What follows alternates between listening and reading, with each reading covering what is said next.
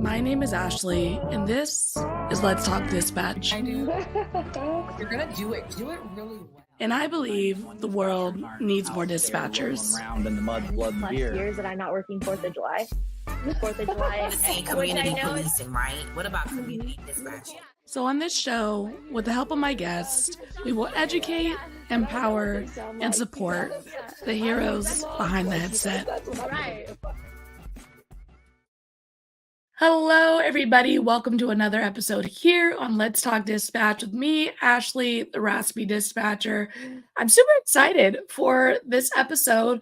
We're going to be learning about some stuff that we definitely don't talk about a lot. So without any further ado, my guest today has over 12 years of experience as a dispatcher, doing all the things from police, fire, and medical. And they have now transitioned into dispatching just in a new way. We've heard of traveling nurses. She is a traveling dispatcher. And we're going to talk about that and what that looks like and how that adjustment for her has been. And we're going to also talk about her journey. So I'm excited to bring on my guest today, Jen. Hi, Jen. Hi, everyone. Hi. I'm so excited to be here. I'm so excited to have you. I know you messaged me and talked about traveling dispatch, and I recently heard a little bit about traveling dispatchers when I was at Calnina, and I honestly didn't even know it was a thing. So I'm excited to jump into that. So tell us a little bit about yourself, how you got into public safety before we get into that. I got into public safety completely by accident. I was working in the ER in Forsyth County. Shout out to all my people. And a friend's mom worked for the local police department, and she was there with her father. Long story even longer, she asked if I was interested in dispatching because I was a single mom working 2 jobs. And I said, well, what do they do? And she said, they're like a secretary. Well, fast forward, about a week later, I did a sit-in the very small rural county of Stokes. I did a sit-in their center, and I fell in love. I knew from that day sitting in that center that this was where I was supposed to be and what I was put on this earth to do. Has it been a wonderful yet difficult journey? Yes, it is, because much like everybody who knows me, who comes across me, I'm a force to be reckoned with, and I was not going to let anybody stop me. There was no way. So here we are. Fast forward all these years later, I've worked at Stokes County for many, many years, police, fire, EMS, did all the things. And then I just wanted a bigger center. So I ended up my daughter went off to college. She's a Western Carolina graduate, yoo-hoo, alum. And so I moved out to Concord, Charlotte area, and I worked for Medic for many, many years. I also worked for Rural Wayne County.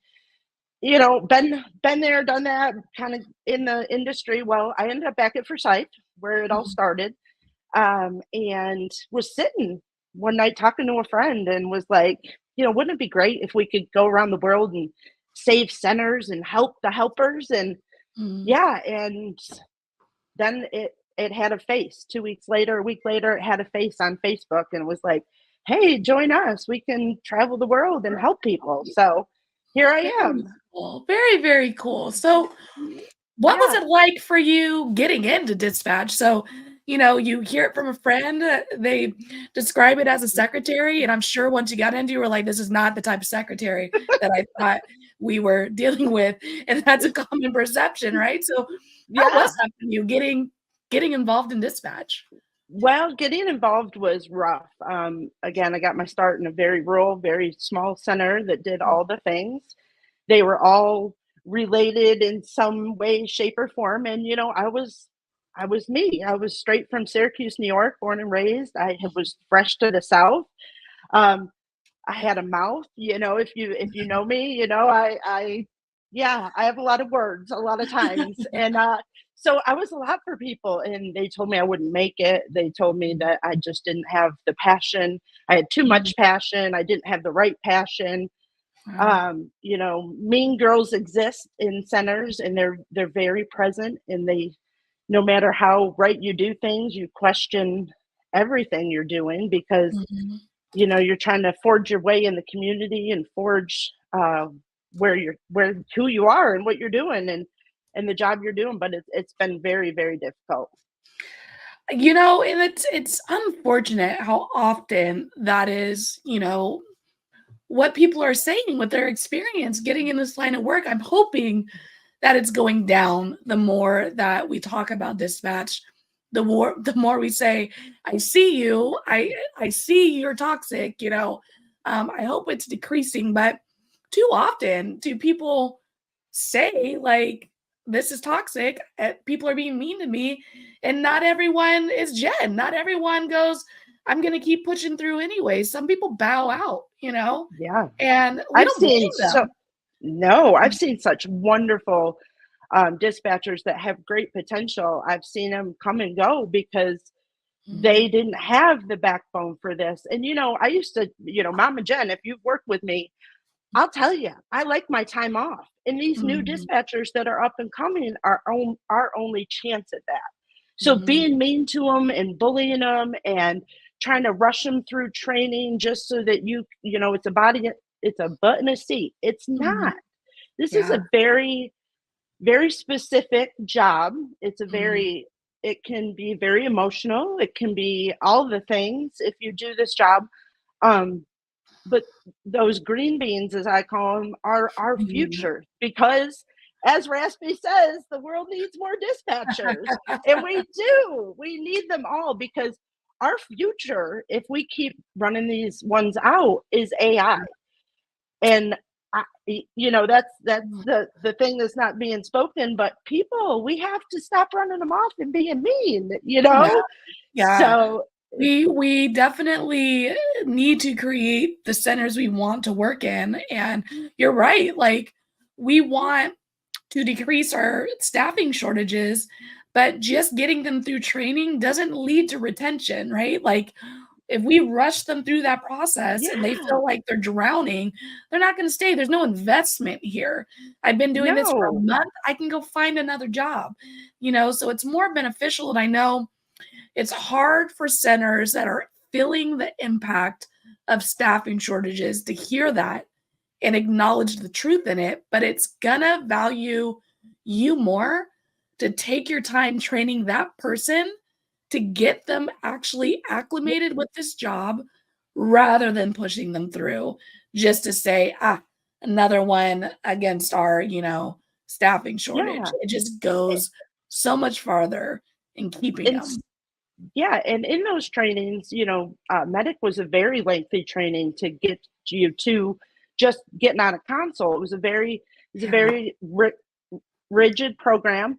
But even with those rigid programs, I feel like people, well, I don't think they're going to make it because they have quirks, or they are different from everybody else. So then they label as they're not going to work out. And then once they do push through and prevail through that, then they have to get out on the floor with these people and prove themselves in a different light. And I have, I've traveled. I've been traveling. It'll be a year, April 13th, that I've been traveling. Woo-hoo. Very cool. I've gone into, I know. I've been to 5 different centers, and I've walked into these centers, and before the end of a shift, I can say, that's why you don't have anyone working here. That's why you have a staffing shortage, is because there may be only one, and there may be 10 good ones, but that one will, for the people without the right mindset, it's a lot. It's a lot. Yeah. One person can make it break a center. I mean, we've all worked, a shift with that person, and it just the whole vibe comes down, and it's just thick in there, and it's like, what? Well, this is terrible. It's been 12 hours. Yeah, it's been 12 hours like this. Like, that's horrible, And the job is hard enough. I say it often. The job is hard enough. We don't gotta make it harder on ourselves by look, listen, this girl don't want to make it any harder. I'm saying. Yeah.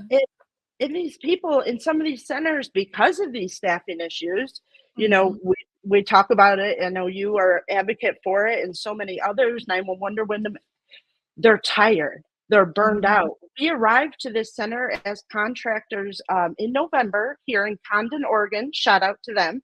Yeah. Bertha Richter figured out a way to bring contractors here. At first, we were 6 months, we're now 4 months, but she provided us housing with a small fee. We got Mhm. there were 4 people. 4 people had Wow. been running this center for like 13 months. Wow. You know how Yikes. tired, you know, Yeah. and these people have been wonderful, open arms. We are Mhm. friends.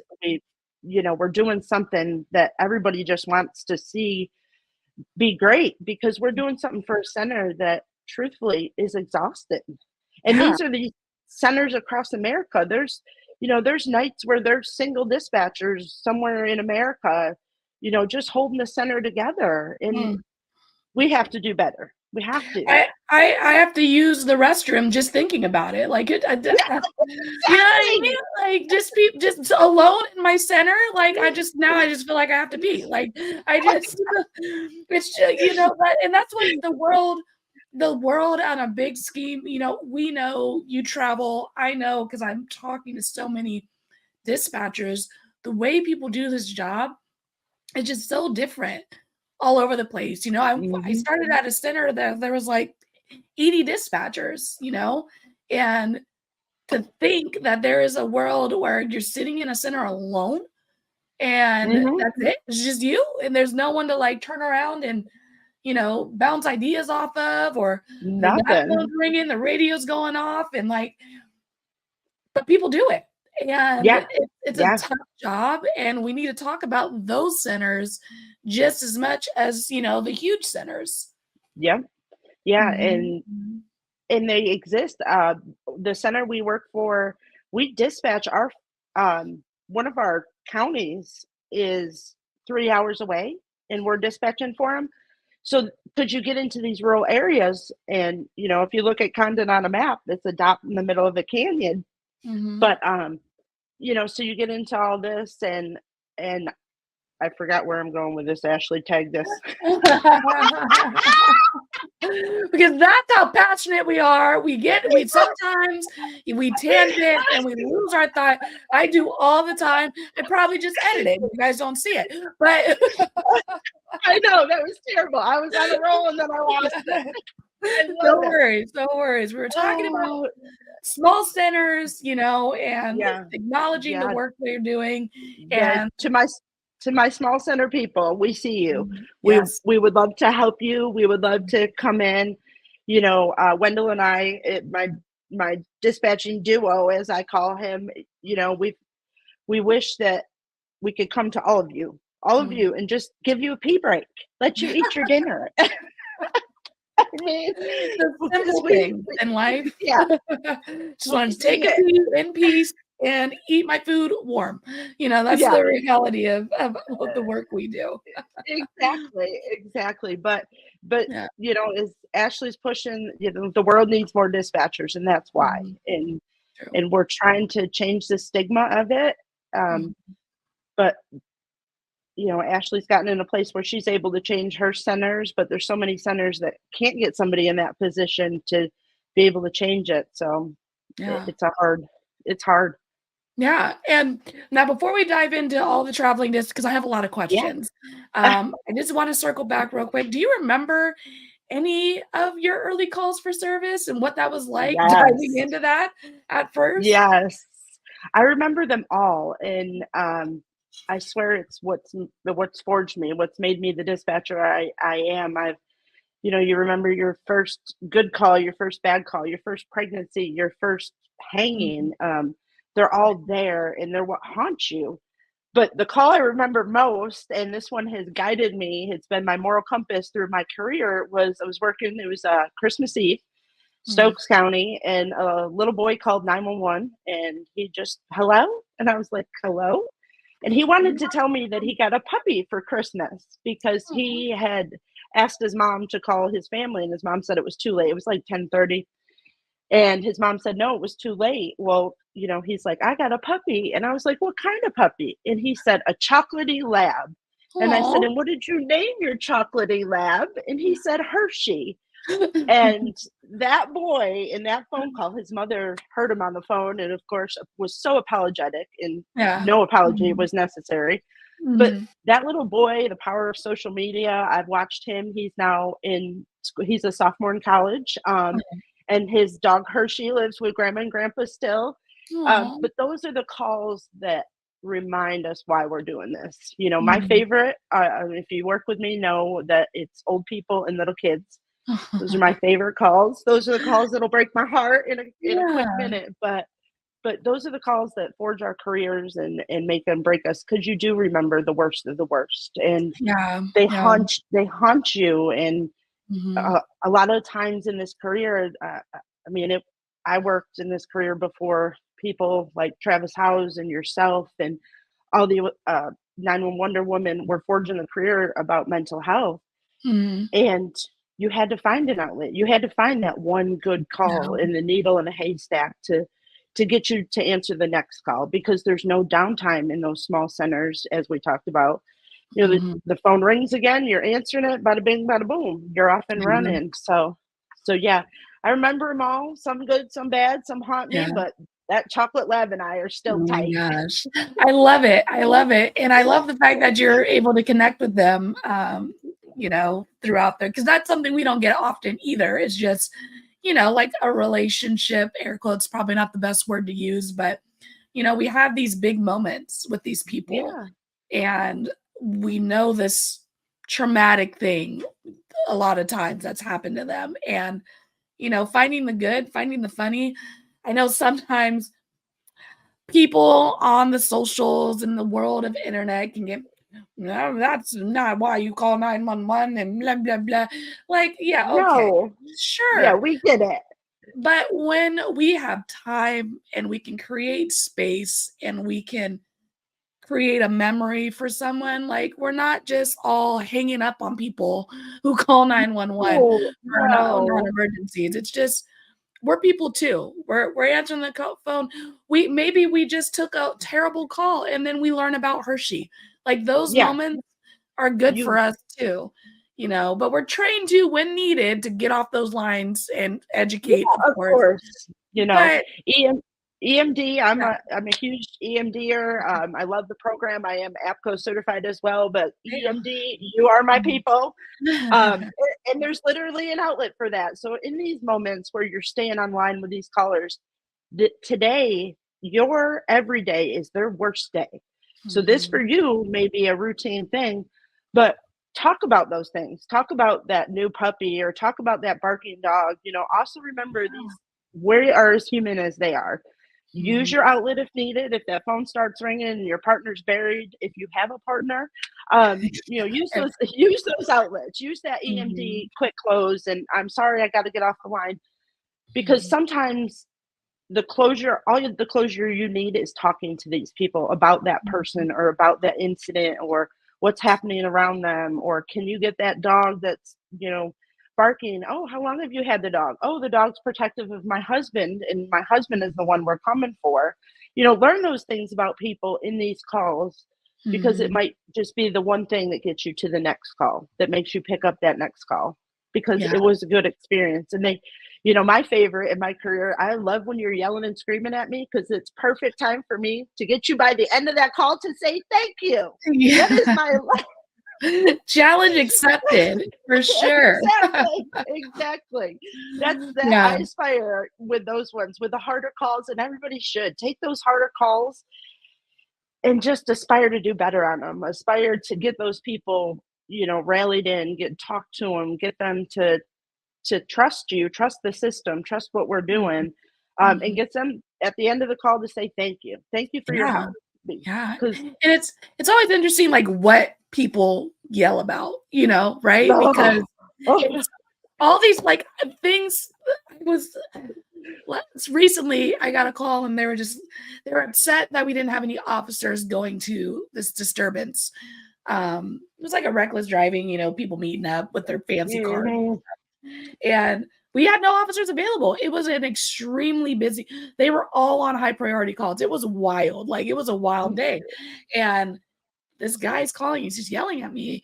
He's like, "You're telling me no one's available?" I'm like, No one's available. Yeah. So my literal definition of this job is to take the call, send it out. And send it out. So the longer it sits there, the longer my anxiety is just rising. So Exactly. if I Exactly. could, I would. But there's a disconnect, right? There's a I'm angry caller.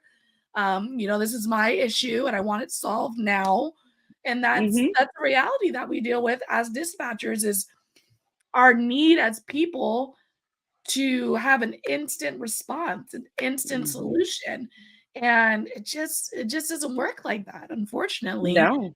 But the more we No. talk about what we do, the more we try to educate citizens about the realities of that process, the less The hopefully we're going to get yelled at for things that are out of our control. of our But control. Yeah. people are I'm going to a people. huge You know? yeah. I'm a huge advocate. I wish I could be in every school with every child, educating them on, at a young age, how to use these resources, how to use 911. I know my daughter, she's 25. Shout out to her.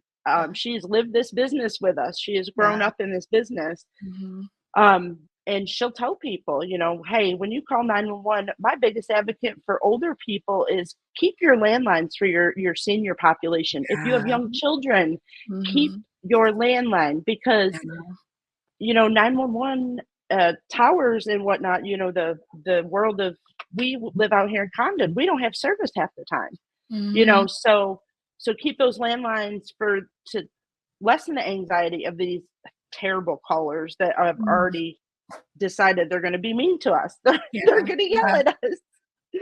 Yeah. I know landlines are super important. Like you said, if you have older folks or if you have younger kids who may not have the language or, the mind to be Hmm. able to tell locations and addresses, it's definitely a big thing that folks should have a landline for sure.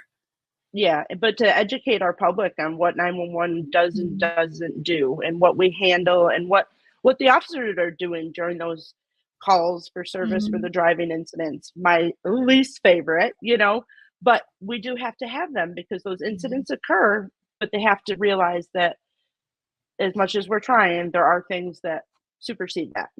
Yeah. Well, now we're gonna dive into it because I'm curious. I'm ready. I want to Uh, know. We've all heard about traveling nurses.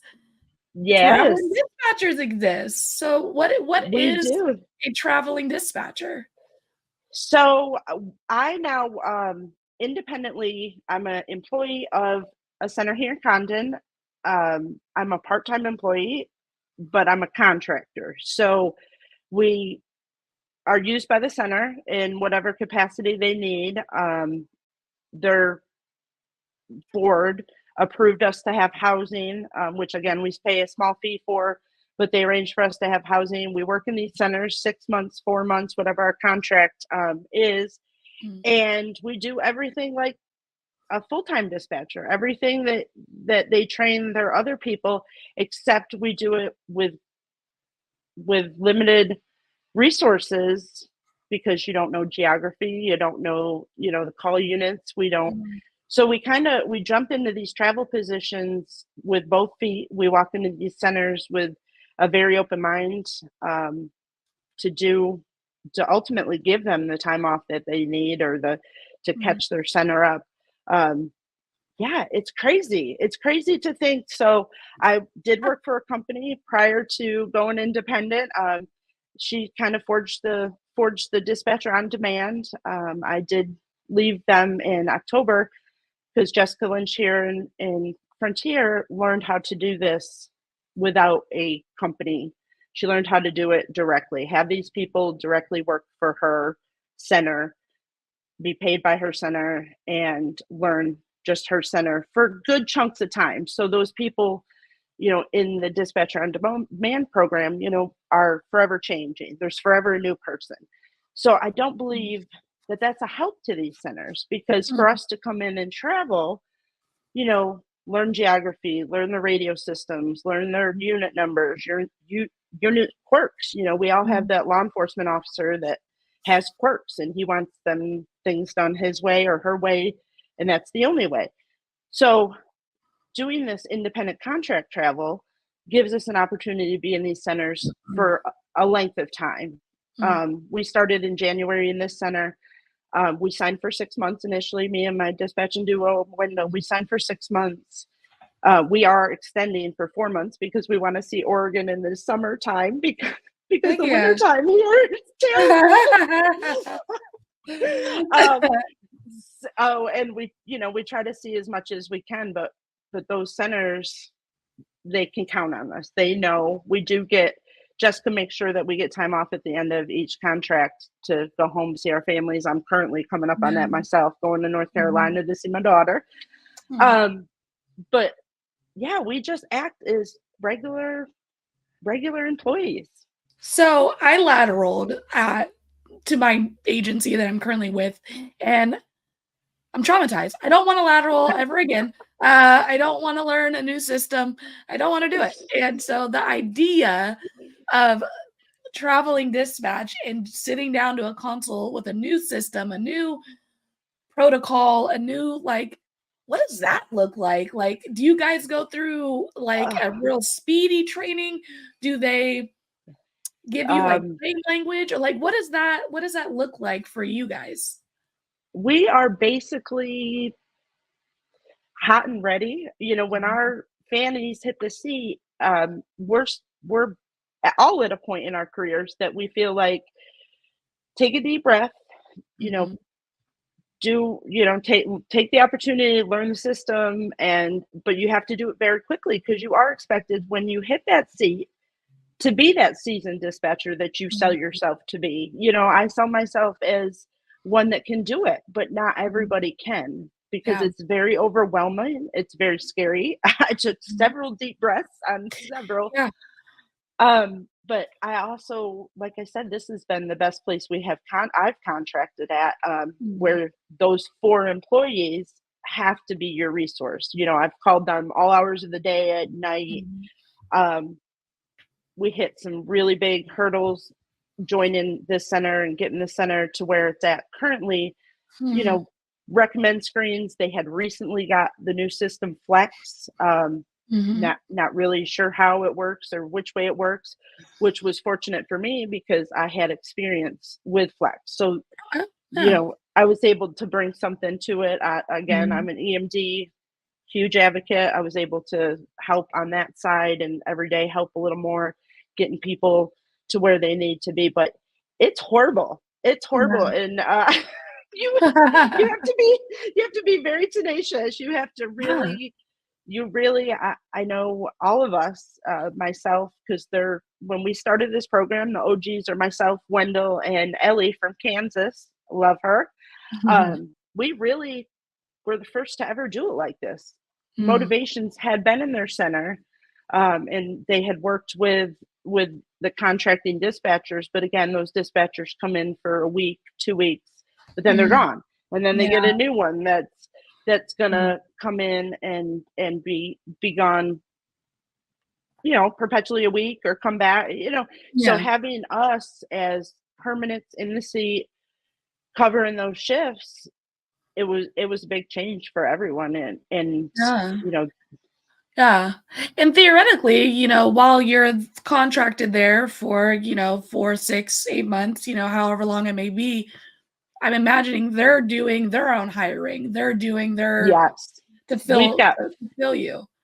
And then they're probably letting them slow roll through training. They're not feeling like they have to rush them through training like we talked about earlier, right?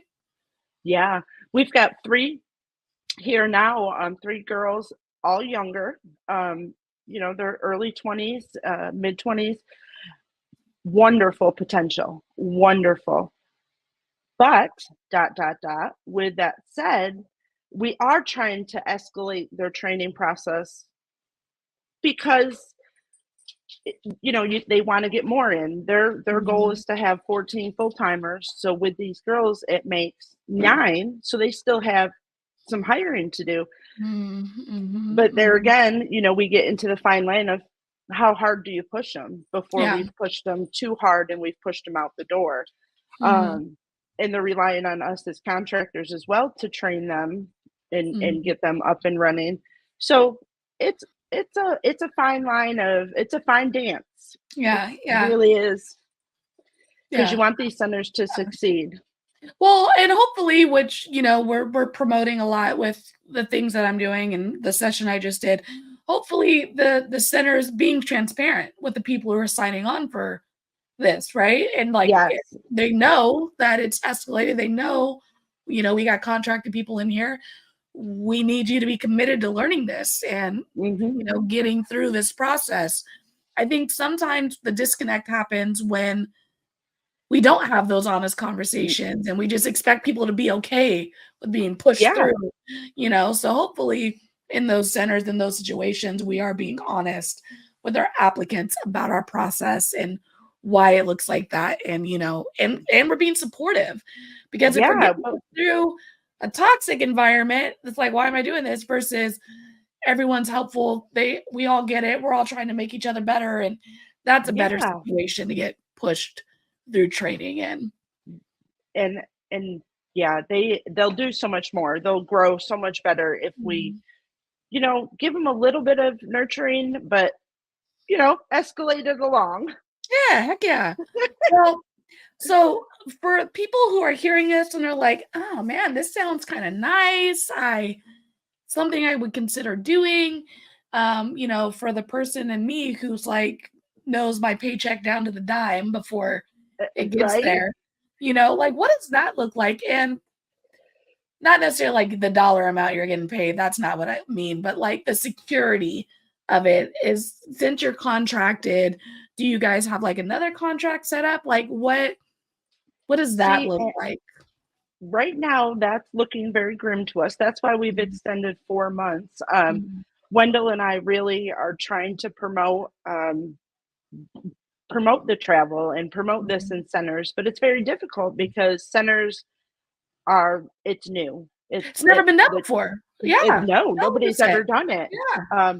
When Mo got us off the ground in April of last year, it had never been done. And what the three of us are doing here has definitely never been done because we're employed by the center. So having the center figure out what that looks like to them as far as how they do it. Well, how do they get their budget to pass housing? How do they put us on the payroll but not on the payroll? Mhm. So the security of it is not ideal, Mhm. because it's still so new and it's still Mhm. such a learning curve. My life coach and wonderful friend who gets me through this, hopefully we'll have a secondary plan to this, and we'll get this out there more to the people, Mhm. that you don't have to hire a corporation to come in and, although like I said, I love Mo, I love the platform, but the consistency of having partners you can bring in independently that Mhm. commit to you for a length of time is a much better look. Mhm. For us as travelers, it's not a great look because we need to get more people on board, more centers Yeah. on board. Yeah. We need to scream from the rooftops that this is working. Mhm. And we've seen it work. Um, so yeah, it's the Yeah. unknown right now. Okay. Well, we have to be transparent with these things, and you guys are part of the people who are building this new resource for dispatch centers, and for dispatch centers Yeah. who are listening, and they're like, well, maybe this could be a thing. How do they Hmm. find you? How do they talk to you? How do we connect you with these centers who are needing this type of resource? Yeah, and that's what we're working on now on the backside is Mhm. how we get out and talk to people. I know Jessica, our director, and our assistant director, Laura, are wonderful resources who are Mhm. willing to talk to anybody. But how do you connect that? How do you connect point A to point B? And how does Mhm. she tell you how to do it on your end? Because everybody's board looks different. Everybody's Mhm. 911 center is, Yeah, some all are the under money sheriff look different, right? standards. Yeah. Yeah, sheriff standards, and some have Yeah. they're different hoops to jump through. Um, so it really is. We're trying to do it on the backside, but it's something again that is going to take time. It's going to take Mhm. time, and it's going to take resources to get them out. Like I said, Motivations is still up and running. I myself I'm trying to forge the independent thing just for the consistency Mhm. and being that constant for these centers.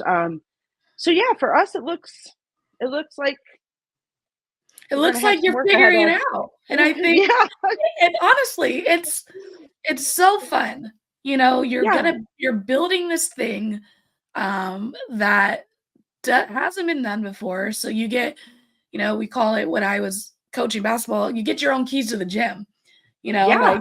you're figuring out how you want this thing to be done, so when it all comes together in the end, you're creating the blueprint for someone else to be able to do it, when And you that's what go ahead. Yeah, and that's what we want for Condon. We don't Mhm. want to walk out of this place until we see what we've done. I mean, we Mhm. see the results every day of what we're doing and where we're going and the big picture. But to be able to walk away from here in, 8 months, 18, whatever it is, to be able to walk away from here and know that they're going to be okay is Mhm. ultimately the end goal. So Yeah. ultimately we want to see the end result of us coming here to a strange place, battling the frozen fog because we came in Yeah. November to Oregon. What were we thinking? Yeah. But we saw a vision in Jessica. We saw a vision in the whole staff that was only Mhm. four that had done this by themselves. Mhm. We saw that they wanted help, and we were willing to and ready to come in and give it to them. Yeah. No, it's gonna go such a long way to I Hmm. mean, you guys are ultimately like this boots on the ground consulting center, consulting company, air quotes, where Yeah, you're going in there, you're doing the work, you're helping the people, you're getting them on their feet, you're moving on to another agency, and yeah, that's awesome. And I think yeah. that it's unique, and like you said, I couldn't do it. So I could not jump into a seat and just start typing on a whole new system. Like it would blow my mind. Yeah. But people can and it's Yes. needed. And I think it's so awesome what you guys are doing. Yeah. And the people that can do it and the people that are willing to do it, it is just an amazing opportunity. We've seen things that I have only wished I could have saw. You know, I spent some time in Arizona and I came out here to Condon after that. So depending on where this takes us, my new home may even soon be Arizona as just a point place for my travels and Yeah. hopefully this is I think about how hard it was for you even just for the Raspy to get up Yeah. and running and Yeah. get its voice out there, and we're just trying to what we're trying to do is get our voice out there. We're Yeah. willing and able. We will come, we will sit, we will screw up, but we will do our best to keep that environment that you're going for and to get your people the time off that they so deserve. And so, yeah, you're right. It's like we're consulting. We're just little consultants all Yeah. over this little Yeah. You're world. just boots on the ground. It's so cool. And Yeah. if a center wanted to reach out to you guys for this service, is there a point of contact? Is there an email? Is there anything like that? Or Yeah. does that work? Yeah. My personal email, Ashley can list it. It's Mhm. jamarshall911 at Gmail. That's what we're using currently. Like I said, got a friend and life coach who we're bringing in that it's going to become look for the dispatching duo. We're almost done building that platform on the socials. So Yes. Wendell and I've been working really hard on that and documenting our journey through this because Wendell and I, when we met, us two were complete strangers. He had reached out to me, like so many have, when I was working for Motivations to find out about what I was doing. Yeah. And he he was one of the smart ones. So he postponed his travel, so to speak. Like he decided not to do it. Mhm. But we stayed pen pals. I had a couple really harsh calls in that time while traveling, and I didn't Mhm. have anybody. When you're out there traveling, I was alone. Yeah. It was a very, very dark place when I first started traveling with Mhm. Motivations. I but he was my constant. He was my due north. I'd send him an email, send him a Facebook message. We became friends through Facebook. I'd be like, and here we were. And here was this stranger that I found just the simple thing in, just the calm that said, I understand what you're going through. So fast forward, this opportunity in Oregon came up and he threw his name into the hat. Why not? He had nothing to lose. So when I met Wendell the first time on November, I think it was the 6th that we started off, I drove from North Carolina to Kentucky, picked him up, and that was the first time we had met face to face. So here we were crossing the country together and building this and being each other's, rock through all this. So yeah, so once we get all that platform built, and it should be coming soon to you if you want to reach out, touch base with us. We have a couple other persons interested in joining us in doing this. So hopefully get them, and we want to be a constant in your center if you so decide. We want to help you get some time off, spend some time with your family. Heck yeah. So the dispatching duo coming soon to you. I don't know when. No, it's wonderful. And when it does all pop up, and all the sites and the tags, and we'll be putting it out there for you. So our first plug. Thank you, Ashley. Yeah. So excited. I love new things. I love new tech. I love new ways of doing things. I love hearing about the way people are doing things that are different. And I think too often in life, in dispatch, in law enforcement, we put ourselves in boxes where it's like, well, it hasn't been done that way. So that's, insert negative word there. And it's like, well, let's try. What's the harm of trying this thing? And if it doesn't work, cool, but try it. Try the new things. Yeah, it could be so beneficial. And that's one of the hardest parts going into some of these centers is I want to know why. Why do you still do that way? I started doing that in my career 10 years ago in Stokes County. Like, there's a way better way to do that. Why are we still doing it? And the answer always remains because we've always done it that way. Yeah. Well, not a good answer. How's that working for you? When was the last time you had a day off? So in changing that and creating this newness and creating this, we'll give it a whirl, environment is real important to everybody because that's what's driving out our newbies most. Even for me, with the experience I had going from one center to another, was hard as heck. Lateral, like you said, it was like the worst thing I'd ever done in my career. Not for the week. Not for the week. No. You were trying to infiltrate yourself into this big center and all these people that had been there, 10, 15, 20 years. They had been doing it on pen and paper with Fred Flintstone running the calls. There's change. There's change on the horizon. And the only change we're going to see if we don't roll with it and start welcoming it and embracing it is you're not going to have a button to seat anymore. You're going to have a robot. And I'm cuter than a robot. Right. I'm just saying, like, this is the real reason we're going to have FaceTime in our centers, just so we can Exactly. So awesome. So exciting. I applaud you guys. I know making something new is tough. I told you, I think before we jumped on here, like, I was looking at my old footage and my old videos, and before I had the lights, before I had a nice little background, it was rough. Okay. Yeah.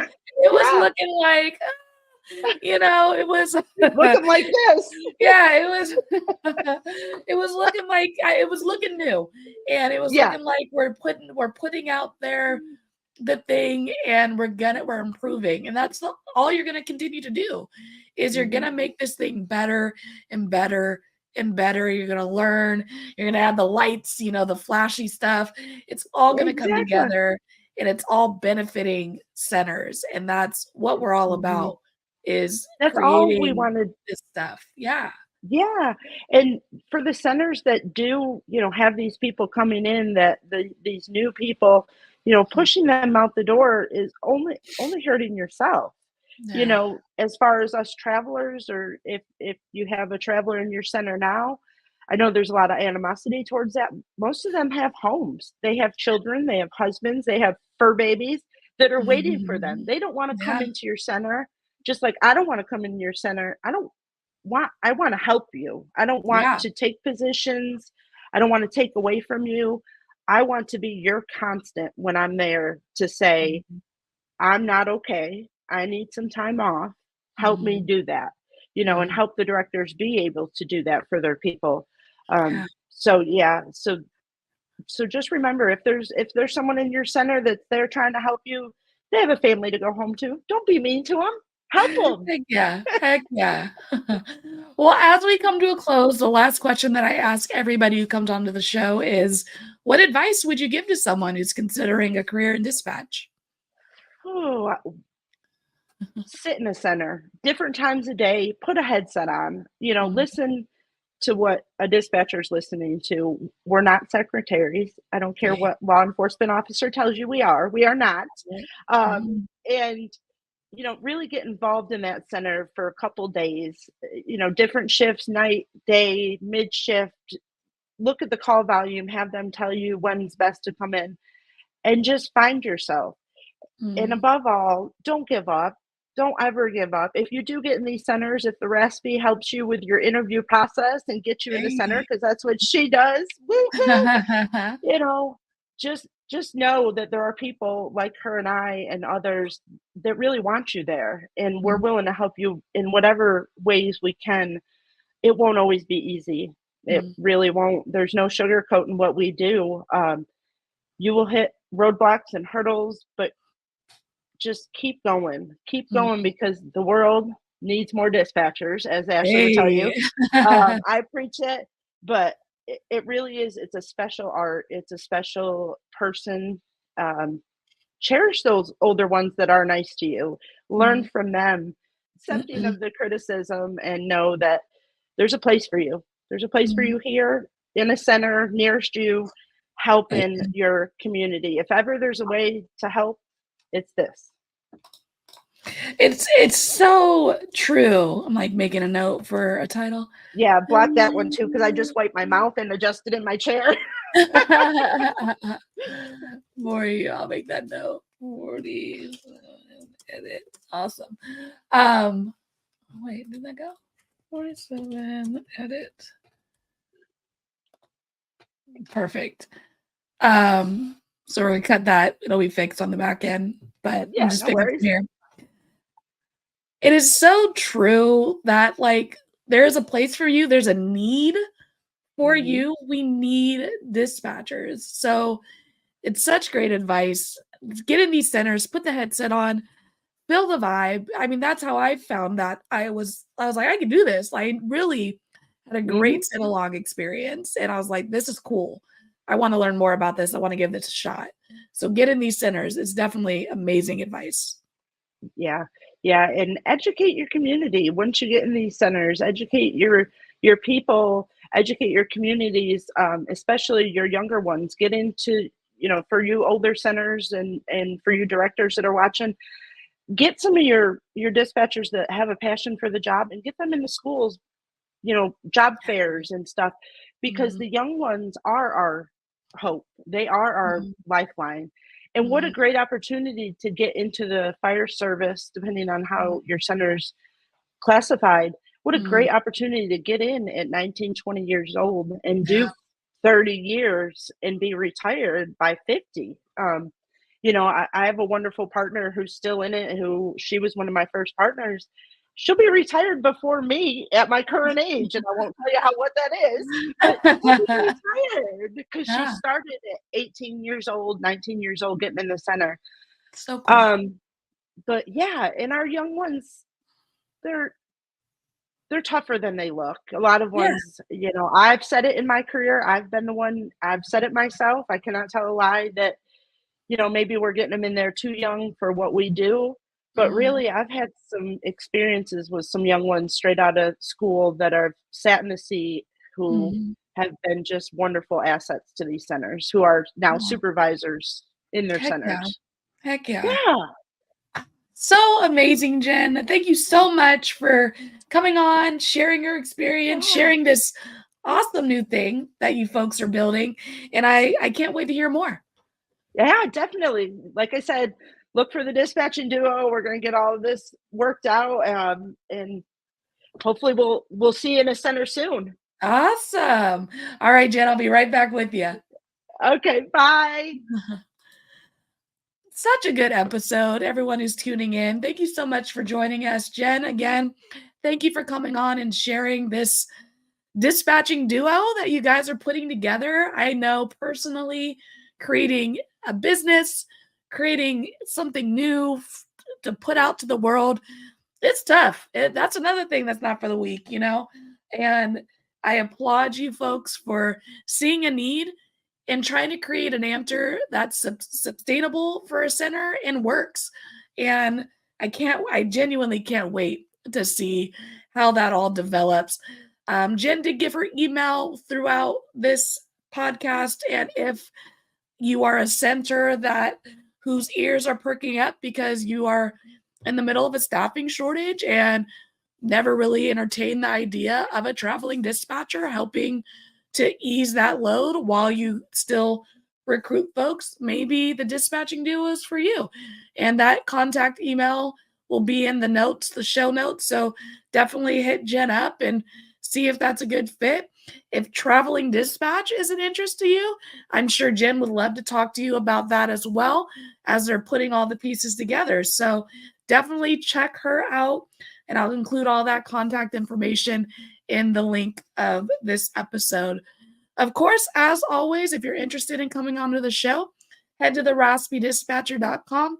You can have a live interview like this, or you can submit a story, submit something online as well. We have that option. And until next time, everybody, stay raspy. Thank you for listening to Let's Talk Dispatch podcast. Don't forget to hit that subscribe button. You can find us wherever you listen to podcasts, including Apple Podcasts and Spotify. If you're interested in becoming a guest on the show, or maybe even submitting your own story, you can do all that and more at theraspidispatcher.com.